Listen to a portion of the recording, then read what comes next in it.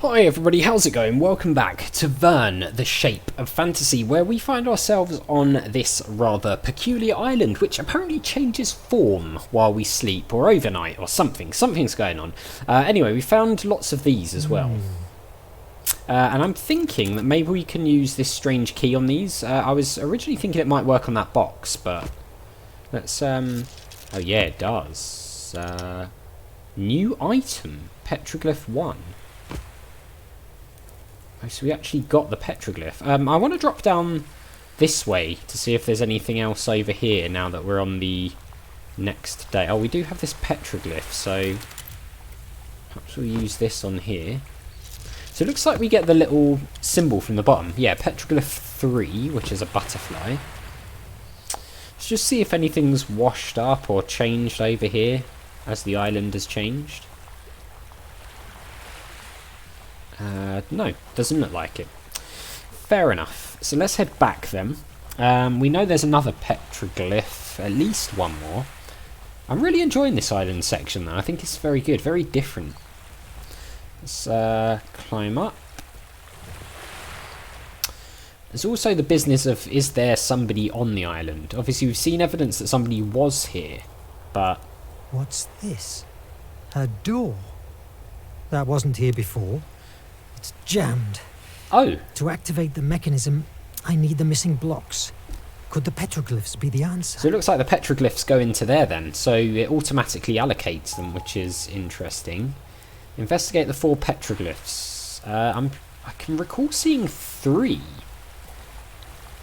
Did an extra one appear overnight? Maybe?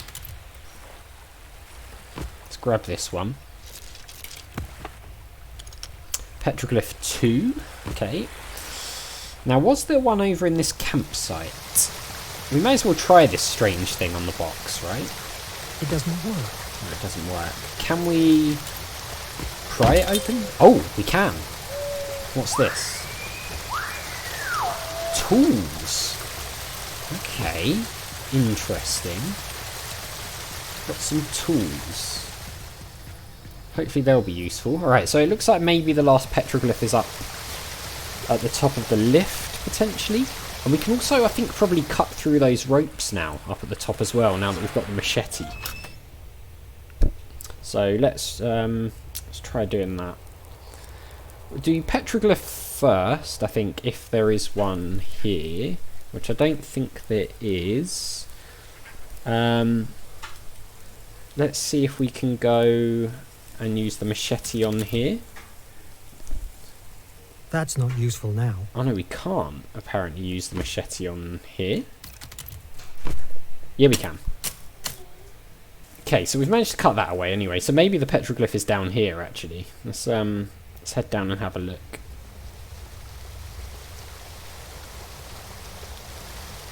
Okay, what is this thing? Oh, this changes the ladders. Right. Okay. So that... What does that do? Nothing. Can we... So we can't go down... Okay.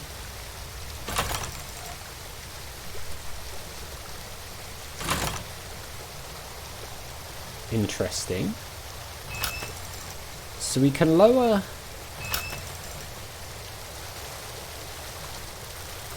What's this? What does that do? Oh, that locks something in place.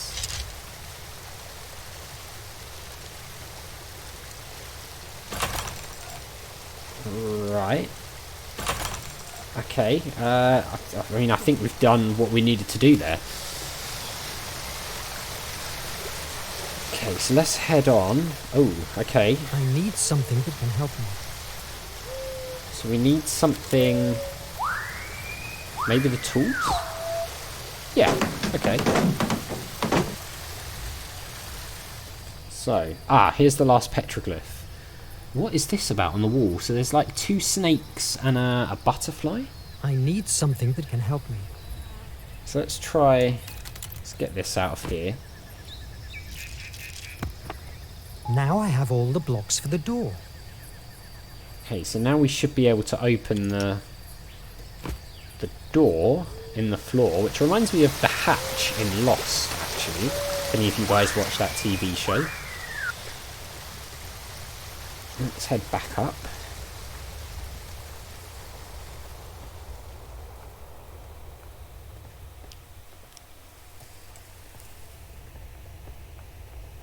Right, let's head back to this door.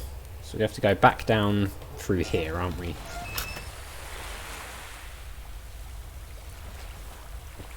And then over to the left. A lot of books there as well. Okay, up. Up we go. Okay, here it is. Now, to open the door, set the cycle in order. Ooh. Okay.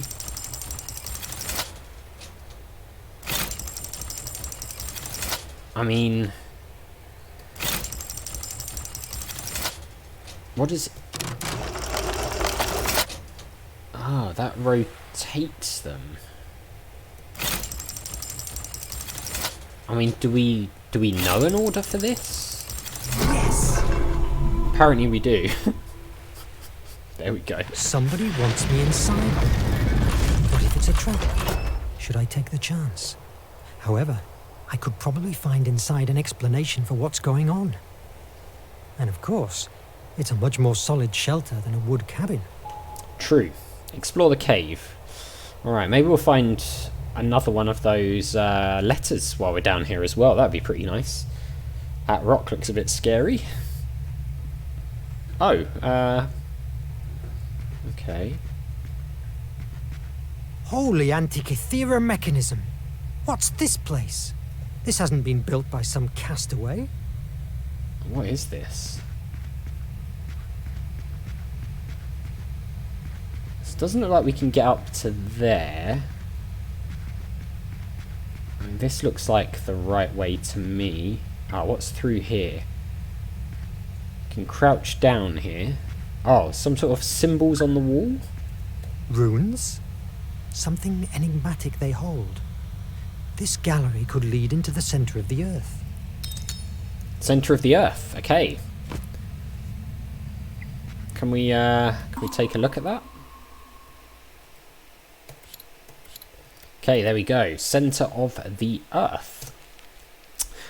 Journey to the Centre of the Earth was published in 1864 and immediately became a success. Professor Lidenbrock and his nephew Axel discover a manuscript in which a 16th century alchemist describes a journey to the centre of the Earth, starting in the crater of the Icelandic volcano. Anyone's guess. Following his directions and a trail of runes engraved in stone, they travel through a fantastic subterranean kingdom in which, among other amazing discoveries, they discover an inland sea the size of Europe, a battle between Jurassic creatures, and even an encounter with primitive hominids. Verne's exciting book was the product of a combination of his rich imagination and his knowledge of the latest geological discoveries of his time, as its pages reflect the work of renowned scientists of the time. So yeah, however, some theories that were considered valid at the time have now been refuted. The most obvious example is the theory that after an eruption, volcanic conduits remained hollow, and that for this reason a worldwide network of interconnected subterranean caverns was possible. Modern science has shown that these conduits are too small and clogged with solid rock, making them unfortunately impassable to humans. There we go. These are really cool, these little glimpses into the novels. I think that's a nice little touch.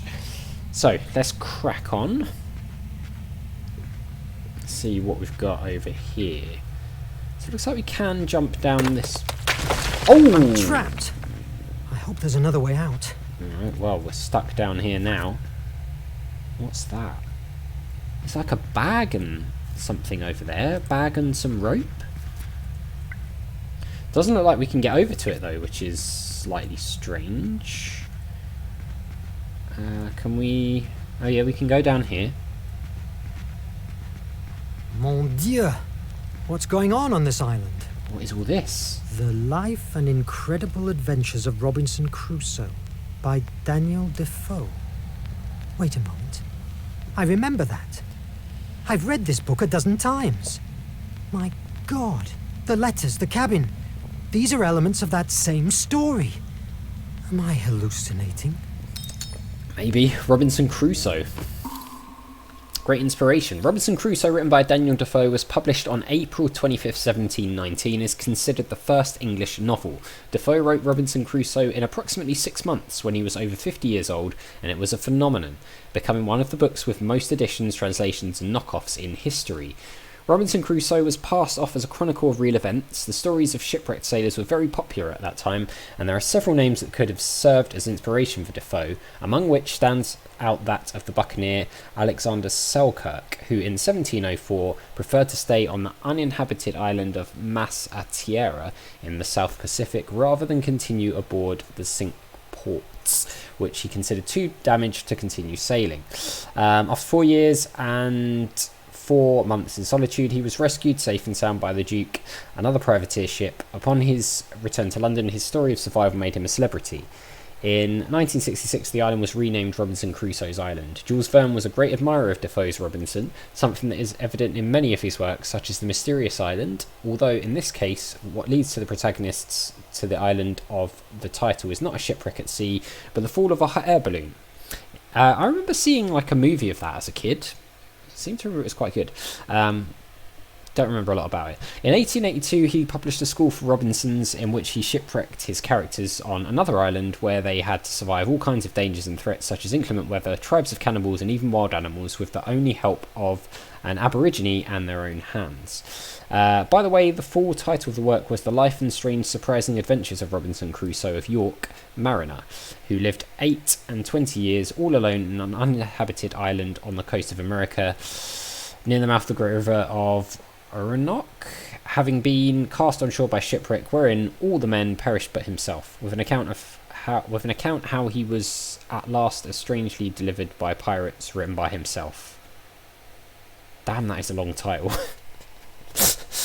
Wow, okay. So, let's see what's going on here. Wait a moment. There's a note here. What mystery is this? All the books have my name on them, but they're all blank. No titles. Ah. Okay, select the shelves in the correct order. 1 from the Earth to the Moon, 2 Around the World in 80 Days, 3 The Green Ray, 4 The Golden Volcano. Okay, interesting. So what else have we got here? Oh, nothing.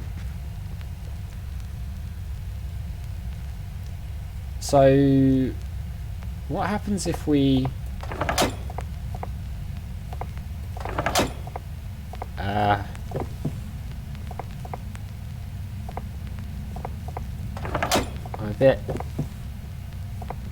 what are we actually looking for here? Oh, I see. So there's the moon, that is the world, so we're looking for the green ray, something that's green and like a ray. That looks like a volcano. So we're looking for covers of the book which match what it is we're referring to, right? I mean, there's something green there. Yes. And then the volcano. Okay. That's a cool little puzzle. I like that. And I like that you sort of have to figure it out yourself as well. Ooh. It's ancient Greek. The gift of Placeia will help you to change pieces of the world. Only if your imagination is as brilliant as her flame. Alright, well. What do we have here? What's this? It must be hundreds of years old. What? Oh. Good heavens. But what in the name of... So this is when we first got the iMac. But here again? What's going on? Did this artifact do it? What is this? Find a way out of the cave. Right, so we're going to be able to stop that platform from corroding now, right? with the iMag. I wonder if we can also find a way to get that rope and the bag using the iMag. The inscription. The gift of Placeia will help you to change pieces of the world. But maybe I could fix them with this devilish artifact. That's what I'm thinking. Let's see if we can do anything here with the iMag. It doesn't look like it, actually. But I'll tell you what, guys, we're out of time anyway, so we'll try and do this in the next episode. So as always, thank you very much for watching. A big thank you to my patrons, Arcades Games, Wayne Nates, Terminally Nerdy, Paul from the Phantom Fellows, Lyle, Barry Aldridge, Hobo, Numinous, Kumadin, and Paul Leone. And I'll see you next time.